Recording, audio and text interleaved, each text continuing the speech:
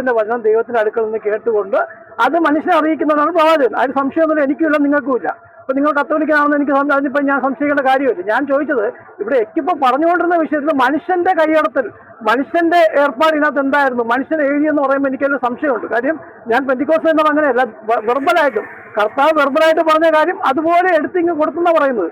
അതിനകത്ത് എവിടെയാണ് മനുഷ്യന്റെ കൈയടത്തിലെന്ന് പറഞ്ഞേ?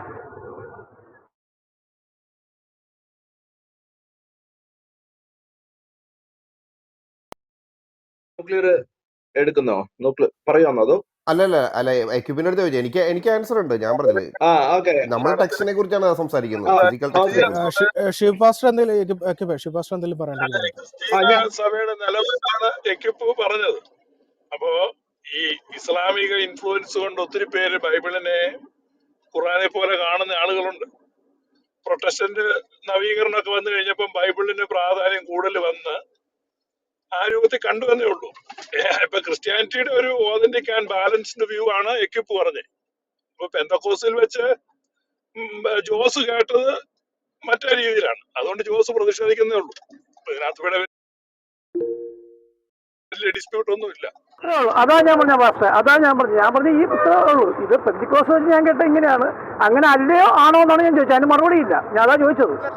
അത് ഒരു മിനിറ്റ്, ഞാനൊന്ന് ട്രൈ ചെയ്യാം.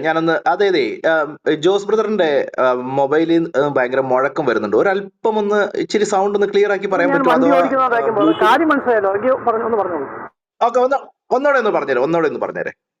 എന്റെ സുഹൃത്തെ, ഇപ്പൊ ഇവിടെ പറയുന്നത് ദൈവത്തിന്റെ വായിൽ നിന്ന് കേട്ട് അത് നേരെ ഡയറക്റ്റ് ആയിട്ട് വിശ്വാസികളുടെ അടുക്കൽ അല്ലെങ്കിൽ യഹൂദന്മാരുടെ അടുക്കൽ കൊടുക്കാനായിട്ട് ഉണ്ടായിരുന്നവരാണ് പ്രവാചകന്മാരെന്നാണ് പറയുന്നത്.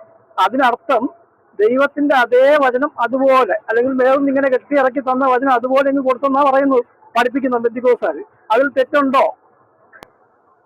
അങ്ങനെ ആ വിധത്തിൽ എക്സ്പ്ലിസിറ്റ് ആയിട്ട് പഠിപ്പിക്കുന്നവരെ ഞാൻ സത്യം പറയാൻ കണ്ടിട്ടില്ല. ഇനി ഒരു ആവേശത്തിന്റെ പുറത്ത് അങ്ങനെ വല്ലതൊക്കെ പറഞ്ഞിട്ടുണ്ടെങ്കിൽ നമുക്ക് അതൊരു അക്കാഡമിക്കൽ ചർച്ചയിൽ അത് കൊണ്ടുവരാൻ പറ്റുമെന്ന് എനിക്കറിയത്തില്ല. പക്ഷേ ഇപ്പൊ നമ്മള് സ്കോളേഴ്സിന്റെയൊക്കെയോ, അതായത് പ്രത്യേകിച്ച് പ്രൊട്ടസ്റ്റന്റ് അവരുപയോഗിക്കുന്ന സ്കോളർലി ബുക്സ് ഒക്കെ നമ്മൾ വായിക്കുകയോ പഠിക്കുകയോ ഒക്കെ ചെയ്തു കഴിഞ്ഞാൽ അവര് അങ്ങനെയല്ല കാണുന്നത്. ട്രഡീഷണൽ ബൈബിളിനെ എല്ലാ ക്രൈസ്തവരും എങ്ങനെയാണോ കാണുന്നത് ആ ഒരു വിധത്തിൽ തന്നെയാണ് കാണുന്നത്. ഫോർ എക്സാമ്പിൾ, ഇപ്പൊ ഞാൻ പറയാം, അഹരോനും മോശയും പരസ്പരം സംസാരിച്ച കാര്യങ്ങൾ ദൈവവചനമായിട്ട് രേഖപ്പെടുത്തിയിട്ടുള്ള ഭാഗങ്ങൾ നമുക്ക് കാണാനായിട്ട് പറ്റും. അതല്ലെന്നുണ്ടെങ്കിൽ മിരിയാമും മോശയും തമ്മിലുള്ള സംസാരം, അവരുടെ വഴക്കുകൾ, ഇതിനകത്ത് സത്യം പറഞ്ഞു കഴിഞ്ഞാൽ ദൈവം അത് കേട്ടിട്ട് കോപിക്കുന്ന ഭാഗമാണ് നമുക്ക് കാണാൻ പറ്റുന്നത്. അതല്ലാതെ ആ ഒരു ഭാഗം അത് ഇവര് തമ്മിലുള്ള കോൺവെർസേഷൻ ആണ്. മനസ്സിലാവുന്നുണ്ടോ? അപ്പൊ അത് രേഖപ്പെടുത്തിയിട്ടുണ്ട്. ഇതെല്ലാം നമ്മൾ ജനറലി ദൈവവചനം എന്നാ പറയുന്നത്. ഇത് ദൈവത്താൽ നേരിട്ട് ദൈവം ഡിക്റ്റേറ്റ് ചെയ്തു, മനുഷ്യരത് എഴുതി. അപ്പോൾ അതുകൊണ്ടാണ് അതിനെ വചനം എന്ന് വിളിക്കുന്നത്. അല്ലെങ്കിൽ ഇതിനകത്ത് മറ്റാരുടെയും വാക്കുകൾ ഒന്നുമില്ല, ദൈവം പറഞ്ഞ വാക്കുകൾ മാത്രമേ ഇതിനകത്തുള്ളൂ എന്ന് ചിന്തിക്കുന്നുണ്ടെന്ന് എനിക്ക് തോന്നുന്നില്ല. ഇനി ആരെങ്കിലും ഒരു ആവേശത്തിന്റെ പുറത്ത് അങ്ങനെയൊക്കെ ഈ സത്യം പറഞ്ഞ പ്രസംഗമൊക്കെ ഇങ്ങനെ മൂച്ചു കയറി വരുമ്പോ അങ്ങനെയൊക്കെ ആരെങ്കിലും എന്തെങ്കിലും പറഞ്ഞെങ്കിലേ ഉള്ളൂ. പക്ഷെ അതൊരു ആധികാരികമായിട്ടോ അല്ലെങ്കിൽ ഒരു അക്കാഡമിക് ലെവലിൽ അങ്ങനെ പഠിപ്പിക്കുന്നുണ്ടെന്ന് എനിക്ക് തോന്നുന്നില്ല. സോ ഞാൻ കേട്ടിട്ടില്ല അങ്ങനെ. ഓക്കെ, വളരെ കറക്റ്റാണ്. എനിക്കത് മാത്രമല്ല കാര്യം. അതുകൊണ്ടാണ് ഇത്തരം വെട്ടിക്കടകളിൽ നിന്നൊക്കെ ആൾക്കാർ പുറത്തോട്ട് പോകുന്നത്, കാര്യം മനസ്സിലാക്കിയിരുന്നു. കുഴപ്പമില്ല. Okay, very good. നമ്മളൊരു കൺവെൻഷൻ പ്രസംഗത്തിന്റെ ബേസിൽ നമ്മളൊരു തിയോളജി നമുക്ക് ചിലപ്പോൾ എടുക്കാൻ പറ്റിയെന്ന് വരത്തില്ല. എപ്പോഴും തിയോളജിക്കലി റൂട്ടഡും ഗ്രൗണ്ടഡും ആയിട്ടുള്ള വചനങ്ങൾ കൺവെൻഷനിൽ ഒക്കെ പ്രസംഗിക്കണം തന്നെയാണ് എൻ്റെ ഒരു അഭിപ്രായം. എന്നാലും ഈ ചില സമയത്തൊക്കെ പല വിധത്തിലുള്ള ജനങ്ങളല്ലേ, പല രീതിയിലല്ലേ, പല ഒരു ആവേശവും അതിന്റെ രീതിയിലൊക്കെ വരുമ്പോൾ തീർച്ചയായിട്ടും അങ്ങോട്ടും ഇങ്ങോട്ടൊക്കെ മാറിപ്പോകുന്നത് ഞാനും കണ്ടിട്ടുണ്ട്. എനിക്കും അങ്ങനെയുള്ള കാര്യങ്ങളിലൂടെയൊക്കെ എതിരഭിപ്രായങ്ങളുള്ള വ്യക്തിയും കൂടെയാണ് ഞാൻ. അങ്ങനെ പോകാതിരിക്കുന്നതാണ് എപ്പോഴും നല്ലത്.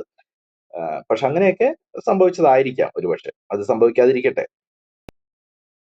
അല്ല, ഈ കാര്യത്തിൽ എക്യുപ്പിന്റെ അണ്ടർസ്റ്റാൻഡിങ് പ്രകാരം മറ്റുള്ളവർ, അതായത് ഇസ്ലാമിക പക്ഷത്തു നിന്നുള്ളവർ പറയുന്നത് ഇതാണ് എന്നുള്ള രീതിയിൽ മനസ്സിലാക്കിയാൽ അള്ളാഹുവിൻ്റെ മനസ്സിൽ മനുഷ്യർക്കൊരു മെസ്സേജ് കൊടുക്കണം എന്നുണ്ട്. അപ്പോൾ ആ മെസ്സേജ് എക്കാലത്തേക്കും ഉള്ളതാണെന്നും അത് ഒരു പ്രവാചകനിലേക്ക് എത്തിച്ച് അത് എക്കാലത്ത് നിലനിൽക്കുന്നു എന്നുള്ള രീതിയിലാണോ, അതാണോ പുസ്തകം എന്നുള്ള രീതിയിൽ ഉദ്ദേശിച്ചത്? ഇപ്പോ നമ്മള് പലപ്പോഴും പറയുന്ന ഒരു ഉദാഹരണം ഉണ്ടല്ലോ, ഈ കൊരിന്ത്യ ലേഖനത്തെ കുറിച്ചൊക്കെ പറയുമ്പോൾ, പ്രത്യേകിച്ച് അതിന്റെ 1-ാമത്തെ ലേഖനമൊക്കെ നമ്മൾ വായിക്കുമ്പോൾ കാണുന്നത് എന്തുവാ? ശരിക്കും പറഞ്ഞാൽ കൊരിന്ത്യയിൽ ഒരു സഭയുണ്ട്. ആ സഭയിൽ ഭയങ്കര പ്രശ്നങ്ങൾ നടക്കുക. ആ പ്രശ്നങ്ങൾ, അത് പല വിധത്തിലുള്ള പ്രശ്നങ്ങളാണ് ആ കൊരിന്ത്യ ചർച്ചിൽ നടത്തുന്നത്. അപ്പൊ അതിനകത്ത് അവരെ എൻകറേജ് ചെയ്തുകൊണ്ട്, അവരെ വഴക്ക് പറഞ്ഞുകൊണ്ട്, അത് മാത്രമല്ല ഈ അപ്പോസ്തലനായ പൗലോസിനോടുള്ള മറ്റ് ആ ചർച്ചിൽ വന്ന് പഠിപ്പിച്ച പലരും എന്താ പറയുന്നത്, ദുരുപദേശകരായിട്ടുള്ളത്, അവര് പൗലോസിനെ എതിർക്കുന്നതിന് അതിനെ അഡ്രസ്സ് ചെയ്യുന്ന കാര്യങ്ങൾ, ഇങ്ങനെ വ്യത്യസ്തമായ കാര്യങ്ങൾ അഡ്രസ്സ് ചെയ്ത് ഈ സഭയെ വിശ്വാസത്തിൽ ഉറപ്പിക്കാൻ വേണ്ടിയിട്ടും നേർപാതയിൽ നടത്താൻ വേണ്ടിയിട്ടുമാണ് വളരെ ശക്തിയുക്തം ഈ ലേഖനം എഴുതി ആ സഭയെ ഉറപ്പിക്കാനായിട്ട് ശ്രമിക്കുന്നത്. അപ്പോൾ തീർച്ചയായിട്ടും സഭയുടെ നന്മ മാത്രം ഉദ്ദേശിച്ചുകൊണ്ട് അപ്പോസ്തലന്മാര് സഭയ്ക്ക് വേണ്ടി എഴുതിയ ലേഖനങ്ങളാണ്. ഇത് സഭയ്ക്ക് വേണ്ടി എഴുതി എന്ന് പറഞ്ഞാലും ദൈവത്തിന്റെ പദ്ധതി ആ ഒരു പർട്ടിക്കുലർ സഭയെ അതിൽ ഒതുങ്ങി നിൽക്കാതെ ത്രൂ ഔട്ട്, അല്ലെങ്കിൽ ഡൗൺ ത്രൂ ദ സെഞ്ചുറീസ് എല്ലാ സഭകൾക്കും പ്രയോജനപ്പെടുന്ന വിധത്തിൽ ദൈവം അതിനെ പ്രയോജനപ്പെടുത്തി എന്ന് നമുക്ക് വേണമെങ്കിൽ പറയാം. Which is a great support for us all. എല്ലാ ചർച്ചുകളിലും ഇപ്പോ ഇന്ന് ഏത് ചർച്ച എടുത്താലും, ഇപ്പോ എന്താ പറയുക, ചർച്ച് കലണ്ടറൊക്കെ നമ്മൾ നോക്കി കഴിഞ്ഞു കഴിഞ്ഞാൽ ഓരോ റീഡിങ്ങും ഡിസൈൻഡ് ആണ്. അത് ഇച്ചിരൂടെ ഈ പെന്തക്കോസ്റ്റൽ ചർച്ചുകളെക്കാളും ഒക്കെ കൂടുതൽ ബൈബിളിനെ എന്താ പറയുന്നത്, ഒരു ക്രമബദ്ധമായിട്ട് ഇന്ന സൺഡേയിൽ ഇന്നത് വായിക്കണം, അല്ലെങ്കിൽ ഇന്ന സൺഡേയിൽ ഇന്ന പാസേജ്, എപ്പിസൽസിൽ നിന്ന് ഇന്ന ഭാഗമായിരിക്കും, ഗോസ്പലിൽ നിന്ന് ഇന്നതായിരിക്കും എന്നുള്ള, അത് വളരെ ഡിസൈൻഡ് ആയിട്ട് ഏറ്റവും അധികം ഇമ്പോർട്ടൻസ് കൊടുക്കുന്നത്, ക്രമബദ്ധമായിട്ട് കൊടുക്കുന്നത്, അങ്ങനെ വേണം പറയാനായിട്ട്. ഒരു ഡിസിപ്ലിൻ രീതിയിൽ കൊടുക്കുന്നത് പല എപ്പിസ്കോപ്പൽ ചർച്ചുകളോ ആംഗ്ലിക്കൻ ചർച്ചുകളോ ഒക്കെ, ഈവൻ കാത്തലിക് ചർച്ചിന്റെ കാര്യത്തെ കുറിച്ച് ന്യൂക്ലിയറിന് പറയാൻ പറ്റും, കൊടുക്കുന്നത് നമുക്ക് കാണാനായിട്ട് പറ്റും. തീർച്ചയായിട്ടും പെന്തക്കോസ്റ്റൽ ചർച്ചസും ബാപ്റ്റിസ്റ്റുകാരും എല്ലാവരും കൊടുക്കുന്നുണ്ട്. പക്ഷെ പെന്തക്കോസ്റ്റൽ ചർച്ചുകളിൽ മോർ റാൻഡം സ്ക്രിപ്റ്റേഴ്സ് ആണ് അവര് യൂസ് ചെയ്യുന്നത്. റാൻഡം എന്ന് ഞാൻ പറഞ്ഞു കഴിഞ്ഞാൽ അതിനകത്തൊരു യൂണിഫോമിറ്റി എല്ലാ ചർച്ചുകളിലും കണ്ടെന്ന് വരത്തില്ല. പല ചർച്ചുകളിലും ഒരേ സൺഡേയിൽ വ്യത്യസ്ത പാസേജുകളായിരിക്കും. അതായത് ഇപ്പോ 4 സർവീസസ് ഒരു സൺഡേയിൽ അറ്റൻഡ് ചെയ്താൽ ആ 4 സൺഡേയിലും ഒരുപക്ഷെ 4 ഡിഫറെന്റ് പാസേജസ് ആയിരിക്കും ചർച്ചകളിൽ ഉപയോഗിച്ചിരിക്കുന്നത്. എന്നാൽ ഞാനൊരു ചോദ്യം ചോദിക്കട്ടെ? ഒരു മിനിറ്റ് ഇപ്പൊ തരാം ശിവജായ്, ഒരു മിനിറ്റ്, ഒരു 30 സെക്കൻഡോടെ മതി. അപ്പോ ഞാൻ പറഞ്ഞു വന്നതിന്റെ താല്പര്യം, ചർച്ചിന് തീർച്ചയായിട്ടും ബൈബിൾ എന്ന് പറയുന്നത് ഒരു കൈമുതൽ തന്നെയാണ്. വളരെ ഇമ്പോർട്ടന്റ് ആയിട്ടുള്ള ഒരു പുസ്തകമാണ്. അതുകൊണ്ടാണ് അത്രയും ഇമ്പോർട്ടൻസ് കൊടുത്ത എല്ലാ ചർച്ചക്കാരും അത് യൂസ് ചെയ്യുന്നത്. ഞങ്ങൾക്ക് ഒരു റൂം ഇടാൻ വേണ്ടിയിട്ട് തുടങ്ങുമായിരുന്നു. ഓക്കെ, ഒറ്റ ചോദ്യം ലാസ്റ്റ്, ഈ ഒരു 10 സെക്കൻഡ്. ഇത് ഈ എക്യുപ്പ് ഈ പറഞ്ഞ, ഞാൻ വീണ്ടും പറഞ്ഞത് ബാലൻസ്ഡ് ക്രിസ്ത്യൻ വ്യൂ ആണ് ഇപ്പൊ എക്യുപ്പ് പറയുന്നത്. പക്ഷെ പ്രൊട്ടസ്റ്റന്റ് ലോകത്ത് ബൈബിളിനെ ഇങ്ങനെയല്ല കാണുന്നത്. അതിനൊരു ഉദാഹരണം പറഞ്ഞ, നമ്മുടെ സഭയിൽ മനുഷ്യർക്കാണോ ബൈബിളിനാണോ അതോറിറ്റി? ആ ഒറ്റ ചോദ്യത്തിന് ഉത്തരം പറഞ്ഞാൽ മതി. മനുഷ്യർക്കാണ് അതോറിറ്റി എന്ന് പറയുന്ന സെക്കൻഡിൽ എക്യുപ്പ് പറഞ്ഞ എല്ലാ കാര്യവും ജസ്റ്റിഫൈഡ് ആയി, ഇത് കറക്റ്റ് ആയി, ബാലൻസ്ഡ് വ്യൂ ആയി. പക്ഷെ മനുഷ്യരുടെ മുകളിൽ ബൈബിളിന്റെ അധികാരം ഉണ്ടെന്ന് പറയുമ്പോൾ അത് ഇസ്ലാമിക് ഈക്വലന്റ് വ്യൂ ആയി. അതാണ് മഠത്തിനകത്ത് ചോദിച്ചുകൊണ്ടിരുന്നത്. അപ്പൊ നിങ്ങൾക്ക് ആ ഒരു കാര്യത്തിനാണ് ഉത്തരം പറയണ്ടേ. അത് പറയുന്നതോടുകൂടെ പ്രൊട്ടസ്റ്റന്റ് ഇതിന്റെ അടിസ്ഥാനവും പറഞ്ഞു. കാരണം സഭയുടെ അപ്പോസ്തോലിക് നേതൃത്വത്തിന് ബദലായിട്ടും അതിനുപരിയായിട്ടും ബൈബിൾ ഉണ്ടെന്നാണ് പ്രൊട്ടസ്റ്റന്റ് ലോകം പറഞ്ഞുകൊണ്ടിരുന്നത്. ഇപ്പൊ അതിന് ഘടകവിരുദ്ധമായിട്ടാണ് എക്യുപ്പ് പറഞ്ഞത്. അത് സ്വാഗതാർഹമാണ്. എക്യുപ്പ് പറഞ്ഞത് ബാലൻസ്ഡ് വ്യൂ ആണ്, ഓതന്റിക് ക്രിസ്ത്യൻ വ്യൂ തന്നെയാണ്. പക്ഷെ പ്രൊട്ടസ്റ്റന്റുകാർ പറഞ്ഞുകൊണ്ടിരിക്കുന്ന അങ്ങനെയല്ല. മനുഷ്യരെ കൺട്രോൾ ചെയ്യാനും എല്ലാത്തിനും ബൈബിളിന് അധികാരം, ബൈബിളിന്റെ കീഴിൽ നമ്മൾ അണിനിരക്കുന്നു എന്നാണ് പ്രൊട്ടസ്റ്റന്റ് വ്യൂ. അത് ഇസ്ലാമിക് ഖുറാന്റെ വ്യൂ ഇന്ന് തുല്യമാണ്. ഒരു സംശയവും വേണ്ട.